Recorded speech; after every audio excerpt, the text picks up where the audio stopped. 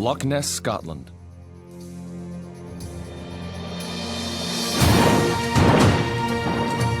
Hundreds of eyewitnesses have reported a monster moving through these waters. Yet countless scientific studies have tried and failed to find it. I've never been diving in anything like it in my life, anywhere in the world. What kind of animal could survive in these cold, dark, and inhospitable waters?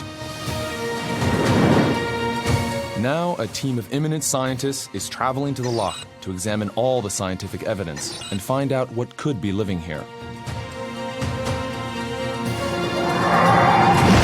If there is something unusual down there, the question is, what?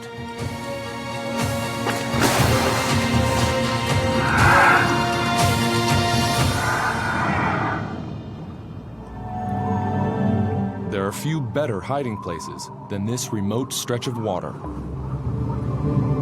For centuries, it's been home to one of the world's most enduring legends, the Loch Ness Monster. After all this time, there is little scientific evidence. All we have are hundreds of eyewitness accounts and a handful of blurred photos. But we do have a pretty good understanding of how the natural world works. And in the last century alone, we've discovered thousands of new species and even a few long thought to be extinct. So, could there be another unknown creature living in Loch Ness?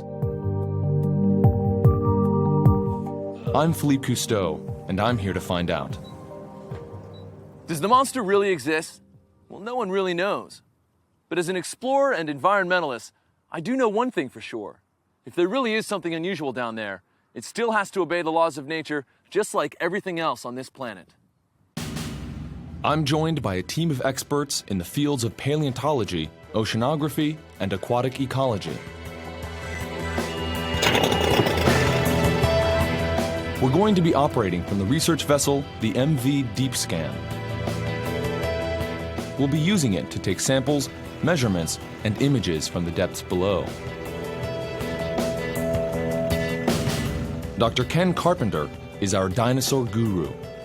He'll investigate if the monster could have survived from a prehistoric age.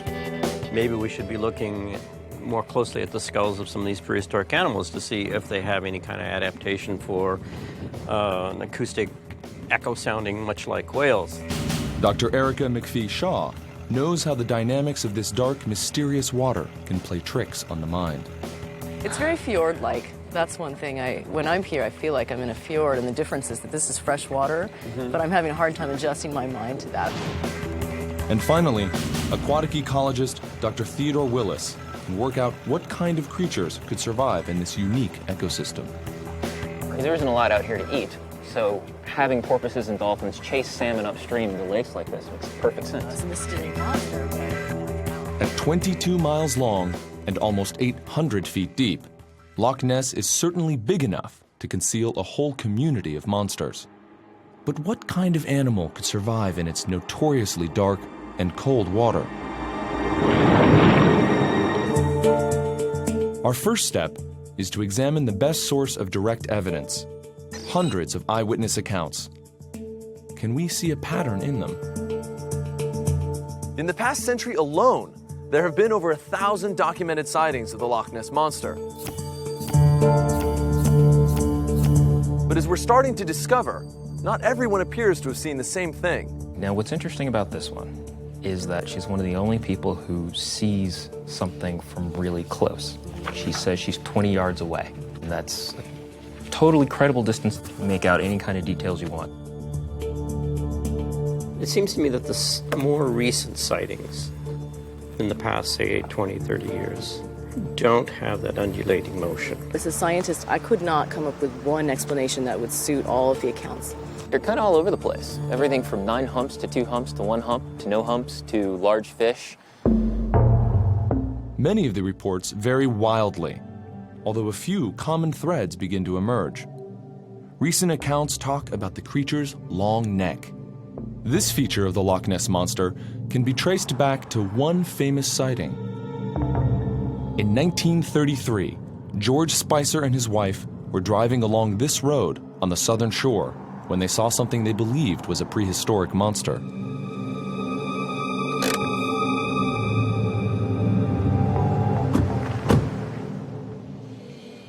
So Ken, this is it. Not far from here, 1933, summer's day, the famous Spicer sighting when Mr. and Mrs. Spicer were driving in a car and they saw something cross the road. It's kind of a mystery. Well, Mr. Spicer alleges that there was some object across the road, at least one hump. There may or may not have been something in its mouth. The problem is that he saw it such a brief time, and it's very hard to judge sizes from, quick, whatever it was going across the road. And in the centuries and centuries that people have been living around the loch, this is the first time that there's a description about a long neck. Yeah, it really changed what people thought of as the monster around here. This was at the time when monster movies were a huge attraction in theaters. Special effects in films like King Kong had grabbed the public's imagination. We look and laugh today, but back then it was like, that was cutting edge stuff. Yeah, so I think that whatever he saw hopping across the road, he immediately, King Kong, dinosaurs, that's it. Did the Spicers really see a long-necked monster? Or were they just imagining things? The following year, the single most iconic image of the Loch Ness Monster was captured on film. Here at last was evidence of Nessie's existence. Or was it? In 1993, almost 60 years later, this famous photo was revealed as a hoax, staged by actor, filmmaker, and big game hunter Marmaduke Wetherall. And this is how he did it. Right around here? Yeah, that looks good. More to your left. How's it look? That's really good. I'm gonna get some shots here. Who said Loch Ness Monster isn't real? It's real. It seems incredible that a small model could fool the world for so long. Whatever. And that's how they did it. Wetherall's photo was a phony. Yet there have been many recent sightings of a long-necked monster. But our team is struggling to come up with any present-day animals that could fit the bill, especially ones that live in the water. Something Material History Museum. And once you get in the water, there really isn't anything that's got a long neck. Mammals have evolved to shrink that neck because swimming with it is inefficient. You've got this long rudder-like thing hanging out at the front of your body, flopping all over the place while your drive system's in the back. So the fact that we haven't much around that's got that long neck really says that it just didn't work. I mean, it just, when it evolved, those things didn't make it. Long-necked marine animals have died out through the evolutionary process. And no known living creature fits the monster's description. So, time to take a different approach. Next, could the Loch Ness Monster be a survivor from the age of the dinosaur?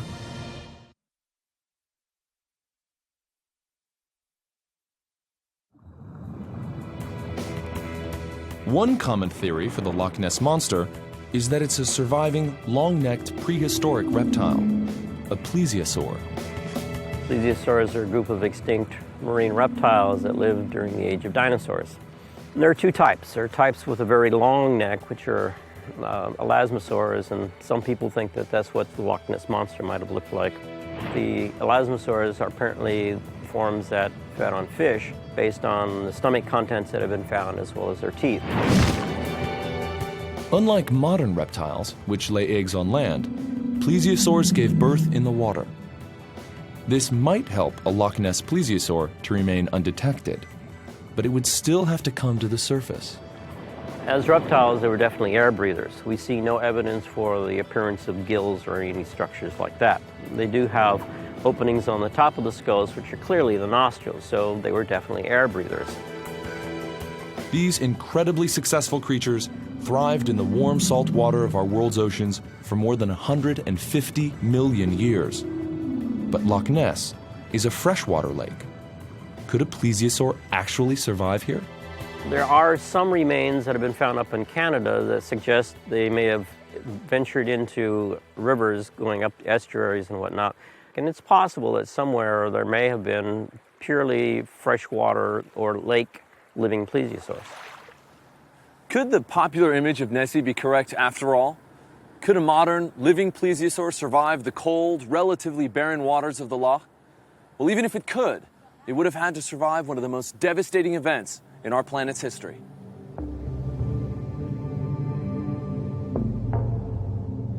So we have to imagine about 65 million years ago, there's a huge meteorite approaching the Earth. It slowly curves its way in towards the Earth. The Earth is, it's a typical day in the Mesozoic 65 million years ago. Dinosaurs are doing their thing. Plesiosaurs may have been still living in the ocean. Everybody is hunky-dory.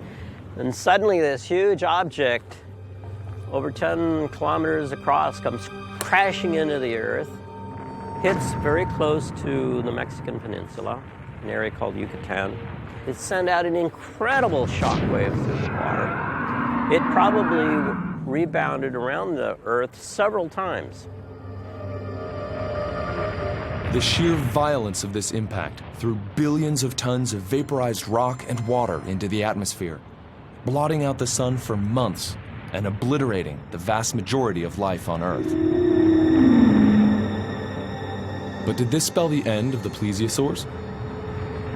Plesiosaurs, because they're air breathers, if they weren't actively breathing, would have drowned and immediately, that'd been the end of them. So it was a very nasty situation to any life that was living on the Earth, and it's rather remarkable that anything survived.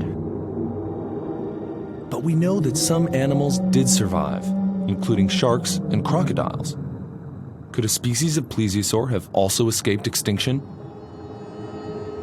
It is quite possible that, say, a plesiosaur that lived in the Antarctic region opposite of the impact area could have been sheltered from the effects of the impact.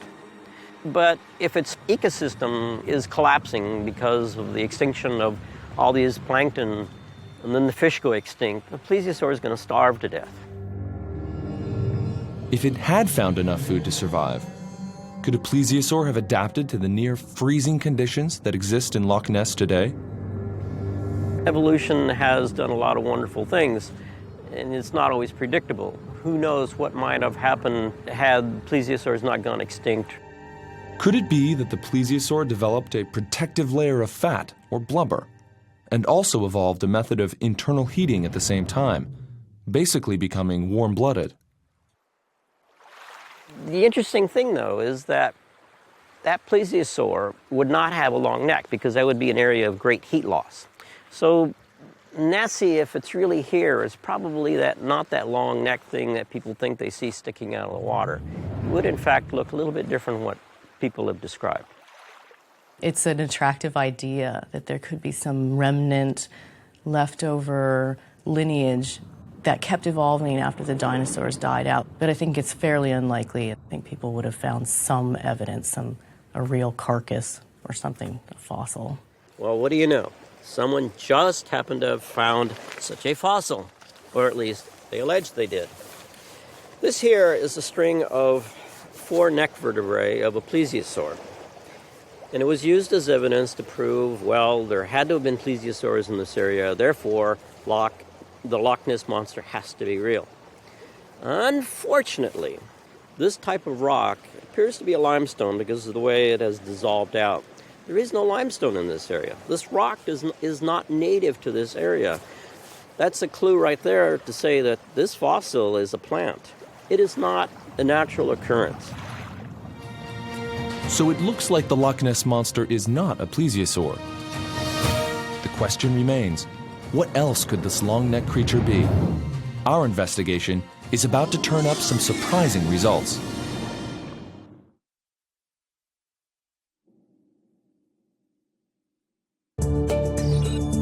Our expert's biggest task is sorting out the obvious hoaxes from the scientifically plausible.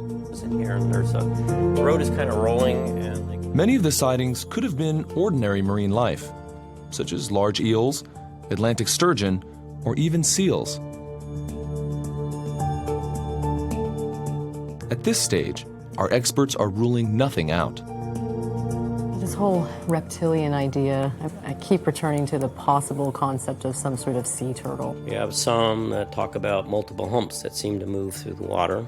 Some of them looked like marine mammals, some of them did not look like marine mammals at all. Flipper was used to splash water on the back of the animal. This motion sounds an awful lot like seals or walruses on a beach. There were some others that were sort of consistent of an upturned boat type shape. Single humps, no head, single hump with head, two humps with head. Some forms that describe a very long neck, describing it with having a small head. We're still left with a group of people who definitely saw something. Who saw something they can't explain. Yeah. Our experts next study another famous photo of the monster. This time, we know it isn't a hoax. It was taken in 1955 by Peter McNabb. Does it really show the monster? Or is it some other phenomenon, like a boat wake? How does a boat wake mimic a living creature? Well, I think the thing about wakes is that they're a group of waves traveling, and the boat that created them might be nowhere in sight. One boat might go by and another boat might go by, neither one of them's around. The waves can interfere, they can constructively interfere, they can cancel each other out in certain places. And you can imagine how that could really reproduce this yeah, there you concept. get that kind of lumpy... Yeah, the sinuous, humpy thing that's coming in and out of the water, while at the same time it's traveling.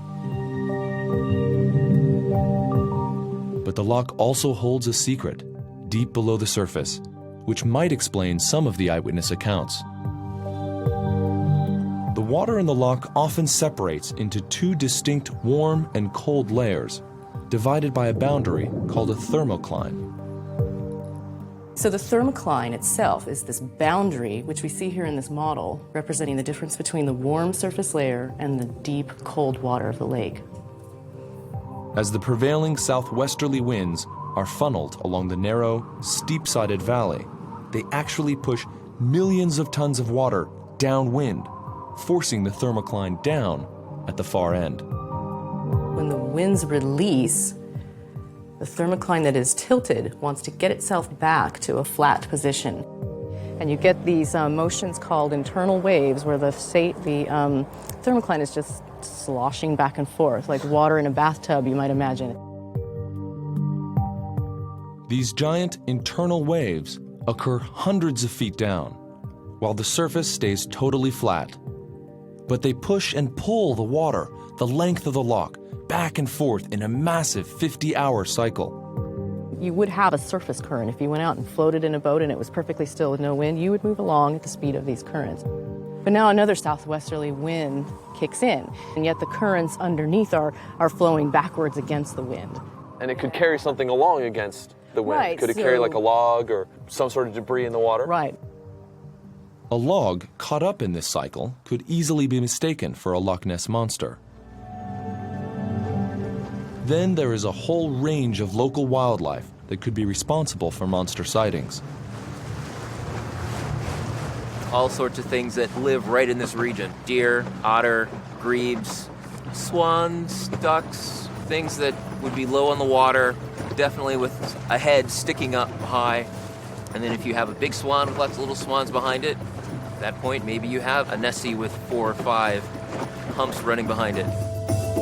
Other sightings may have been down to non-native wildlife entering the loch.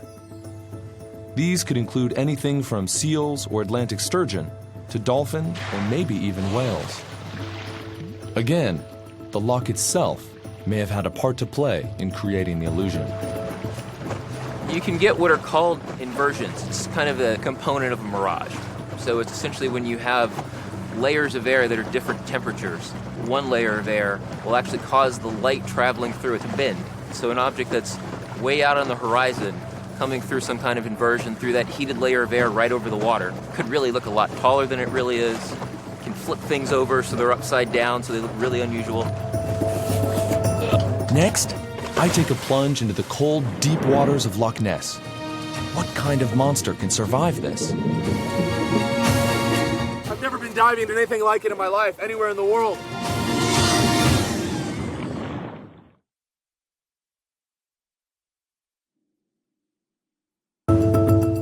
Our mission to reveal the Loch Ness Monster continues, and we're going back out onto the water.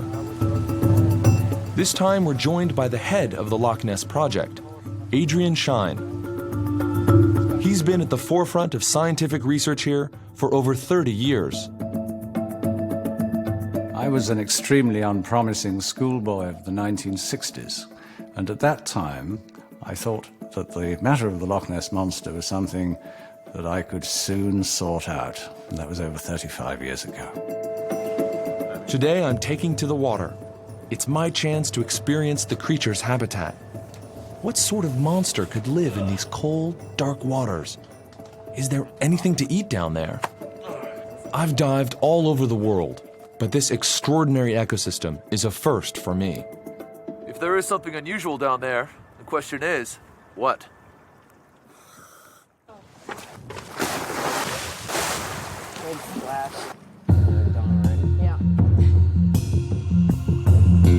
Even through my dry suit, I can immediately feel that the water is extremely cold. And remember, this is near the surface, where the water is warmed by the sun's rays. In the depths below, temperatures can be as low as just 40 degrees Fahrenheit.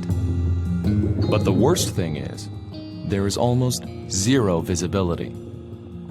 I can only see a few feet ahead of me, and then nothing. At least, I hope so. The surface team is tracking my progress through the dark and murky water using sonar. Hopefully, this will also detect anything that comes too close for comfort. When they did the full lock sweep with the multi-boats, that there might have been some crossover, that same sort of... Well, it could have been, although... In 1987, Adrian Shine launched one of the biggest ever searches of Loch Ness. Operation Deep Scan involved 20 boats, sweeping the entire length of the loch with the most sophisticated sonar equipment available at the time. Operation Deep Scan certainly captured people's attention because it had the smell of decision about it, the idea of the inescapable curtain of sound moving from one end of the loch to the other. 20 vessels lined up across the loch, and they dropped a sonar curtain, I suppose you could call it. Far from solving the mystery, the operation generated several strange sonar contacts that remain unexplained to this day. As for my own Loch Ness exploration, there's almost nothing to see. In fact, there's barely enough light to see my depth gauge, or even the amount of air left in my tanks. It's time to head back to the surface. This is cool that we could see them coming up. You know, it gives you some confidence.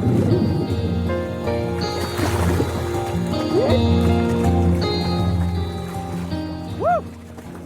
Well, it is very dark down there. Kind of looks like swimming in tea, or maybe a little more appropriate, a good Highland Scotch single malt whiskey. It's got that color to it. And I tell you, just a few feet underwater, you really can't see anything. About 15 feet, even the boat starts to pretty much disappear. It's pretty wild. I've never been diving into anything like it in my life, anywhere in the world. In fact, it's the perfect place for a monster to hide. Theo and Erica begin a scientific analysis of the loch's near freezing water to find out what form of life could survive here. We did a Secchi disc where we dropped that white disc overboard and we measured basically the depth at which it disappears to the human eye. That gives you an estimate of what we call the photic zone, how far into the lake light penetrates. And that's important because phytoplankton cannot photosynthesize where there is no light. Water samples are taken at various depths. The temperature, oxygen level, and number of plankton are also measured. All this will help to determine the size of creature the loch could support. Last thing we did was we put the towfish over. The towfish camera gives us a precious glimpse of the bottom almost 800 feet below, way beyond the depth I could safely have dived. So all those little small, are those biological disturbances, or are they? What is this? I bet it's silt. To see what the bottom looked like was really neat. And so even though we have this impression of the lake being very low production, you know, it was neat to see the biology in there. And some of it actually is bouncing around, so some of it may be It's still kind of plankton. light. My goodness, you've got stuff. Well, you've seen a lot more than I saw down there, that's for sure. The towfish reveals some of the loch's known inhabitants: eel, trout, Arctic char, and salmon. All of them feed on plankton. Flat. And the glassy. If we can establish the amount of plankton in the loch, ultimately, we can work out if there's enough food to support a much larger predator at the top of the food chain.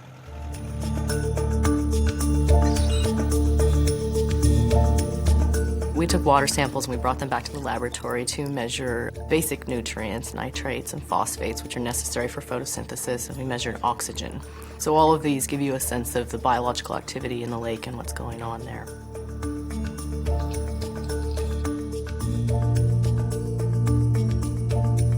Loch Ness is by no means a dead lake. We had Daphnia, we had some different copepods, there was some small filamentous algae, little things that are usually so small you can't see them. Tests confirm that the loch contains around 200 tons of these tiny creatures, forming the bottom of the food chain. Further up this chain are the fish that we observed with our underwater camera. Is that enough food to sustain a much larger predator? So if you've got 200 tons of plankton, then that can support about 20 tons of fish. And then the next level is about 2 tons of something else, whatever that something else is. It's not a lot of organism to work with. But that's not to say that there's no food there. Just like deserts may be low productivity compared to forests, but they still support a wide variety of plants and animals. While we know there's a limited food supply here in the loch, there could just be enough to support a small number of large creatures. A much bigger problem for any potential Loch Ness Monster is the cold. Now, while the surface of the loch never freezes, at lower depths, the temperature is consistently just a few degrees above zero. How could any creature survive the intense cold of Loch Ness? We examine the evidence next.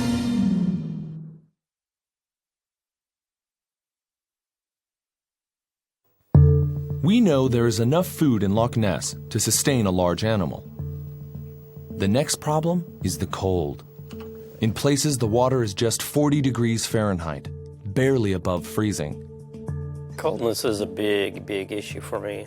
One kind of way possibly getting around it is what's called gigantothermy, where because of your large mass, you retain the internal heat. Nature is very creative when it comes to dealing with problems. Fish, things like tuna, have developed, it's not being warm-blooded, but it's about as close as a cold-blooded animal can get, where they actually maintain an elevated body temperature that's above the ocean around them.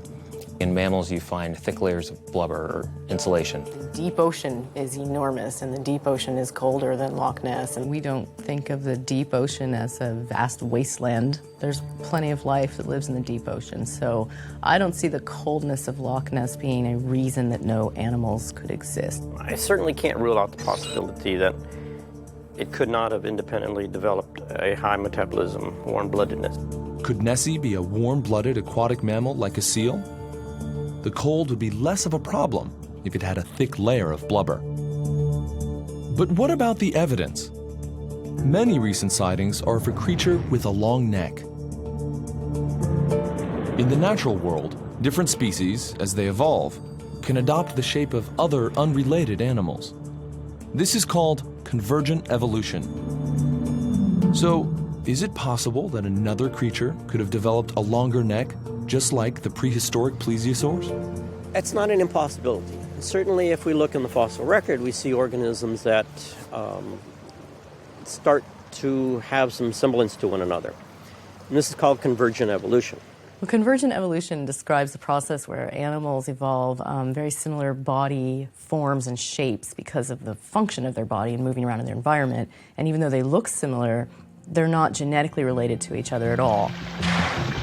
For example, we know that sea mammals like whales and dolphin have evolved to look like fish, despite the fact that they originally had limbs suited to walking on land. Plesiosaurs also started out with limbs and evolved to have fins and flippers so that they could propel themselves through water. With 65 million years to evolve, it's just possible that some other marine creature may have stepped up to fill the gap left by the extinct plesiosaur. In theory, an adaptation or distant relative of the sea turtle could survive in Loch Ness. Look at the requirements for living in Loch Ness. It would have to be adapted to cold, and certainly the leatherback qualifies because it has oil in its tissues which act as an insulation. It's already modified its limbs into long flipper-like structures that look somewhat like a plesiosaur. This theoretical creature has somehow gradually evolved to the size and shape of a plesiosaur. This plesio turtle could have evolved tooth-like serrations along the edge of its beak and fed on the loch's eels and salmon. Or it may have adapted its beak into fibrous hair-like structures to allow filter feeding and survived on plankton. Either way, our theoretical plesio turtle could have adapted to live off the available food in the loch. But what about giving birth? We know that turtles lay their eggs on land, something that would give Nessie away immediately. Could our plesio turtle have evolved to give birth in the water? Certainly we know from the fossil record that this happened with some prehistoric animals, where we've got the young partly coming out of the female and they both died. It's not just a single occurrence. There have been actually several of these found. So it suggests the possibility that our plesiosaur turtle might have, in fact, had that capacity as well of live birth. This plesio turtle meets many of the scientific requirements for a large predator living in the loch. What I've presented is actually not going to bend any evolutionary rules. It's quite possible that evolution could have produced a monster that could be adapted to living in Loch Ness. But there's another problem.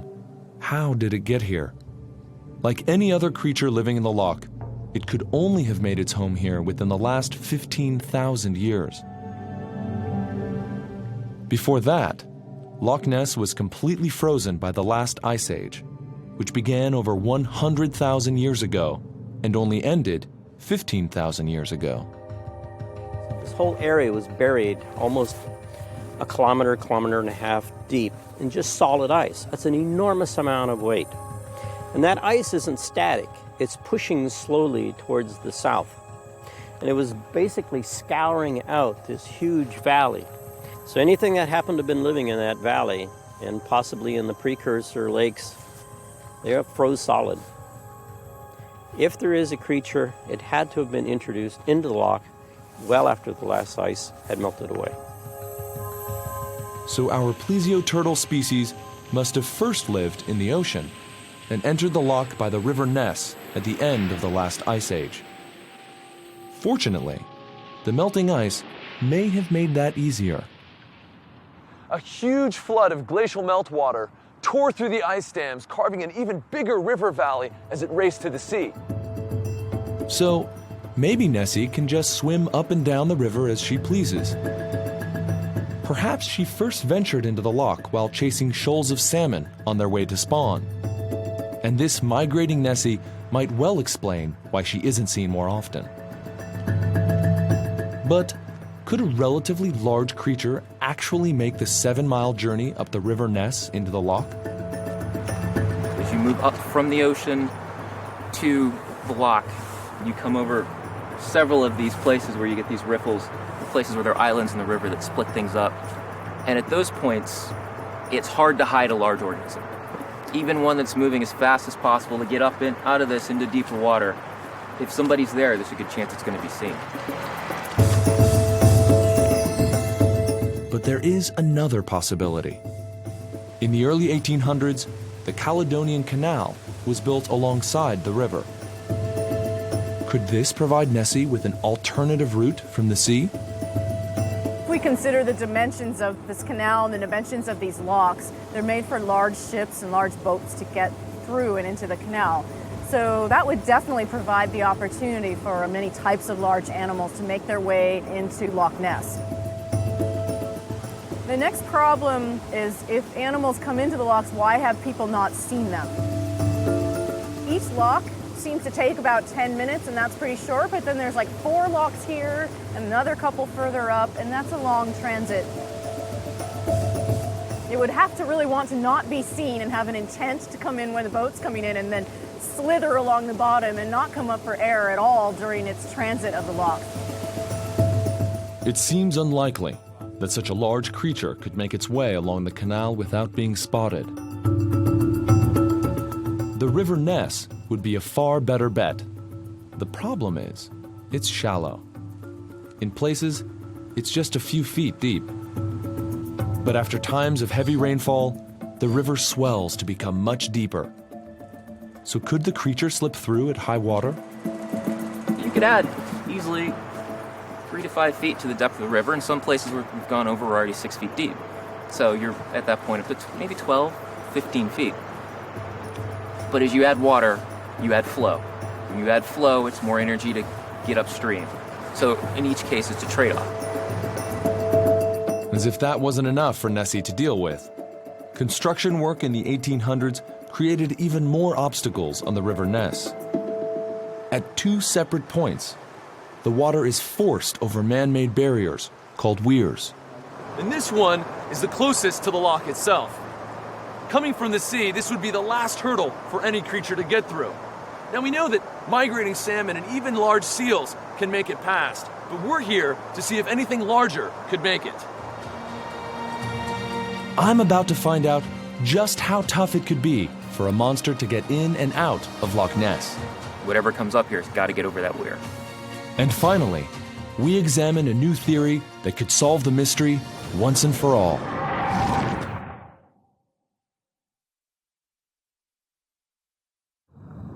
We've established that a candidate for the Loch Ness Monster is a plesioturtle, a creature evolved from a sea turtle to resemble the size and shape of a prehistoric reptile. This Nessie gives birth to her young in the water and feeds on the loch's fish. Our theory is that the monster migrates back and forth along the River Ness to the loch. So, if I can make it over this weir and into Loch Ness, then it's possible our plesioturtle could too.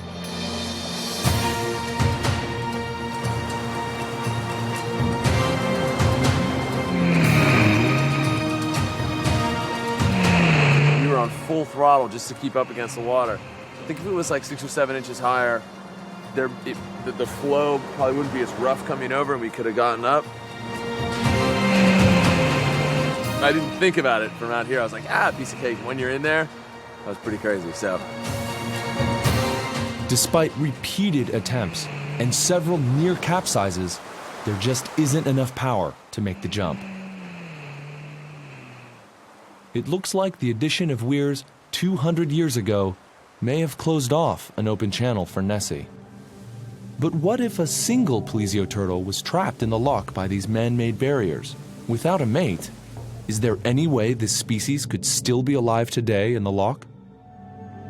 Even if access to the sea is impossible, there might just be a way for our Loch Ness Monster to have survived. Remember, Mother Nature is full of surprises. In 2006, at Chester Zoo in England, a female Komodo dragon named Flora astonished the scientific world when she laid a clutch of fertilized eggs despite having no contact with the male. Some of the eggs were incubated and hatched healthy offspring. This is a process called parthenogenesis. Parthenogenesis is basically what we call asexual reproduction. It's one organism making more of itself. A single female could, in fact, migrate to another island, produce a male, and then inbreed. It lets you create a founding population. So instead of needing at least 2 of something to get somewhere, you only need 1. With our Nessie, might she be a female that's producing just 1 that replaces her? We don't really know. It's a possibility. Our investigation is coming to an end. Time for one last visit to Loch Ness. The idea that there could be some big animal out there that we haven't yet discovered or have never really been able to pin down is just an incredibly compelling one for us as people. But it's awfully strange to have zero physical evidence. Animals that they thought were the gods. Somewhere in Scotland. There's constantly discoveries of new fish species, new coral species, things that are coming up from the deep ocean that nobody knew were there. And you've had fishing boats plying the oceans with nets for centuries. The Cyclops may in fact have originated. Stone Age tribe that lived in these hills. This would be a scary place. If someone were to capture one, it would solve a lot. It would be exciting. I wouldn't mind getting my hands on it. People stand on one end of a lake. It's probable the Loch Ness Monster is nothing more than a combination of hoaxes and false sightings, living purely in overactive imaginations. Kettle's boiled! Or possibly it's just a common species, a seal, a large sturgeon, or even a giant eel.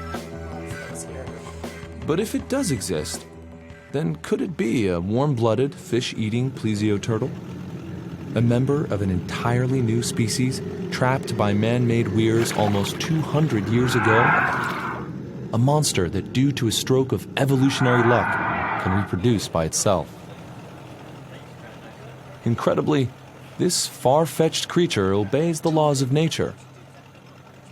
But we didn't see any monster on our expedition, and we'll never really know for sure until some hard evidence is found. So the mystery of Loch Ness lives on. And there are many other great secrets of nature still out there waiting to be found.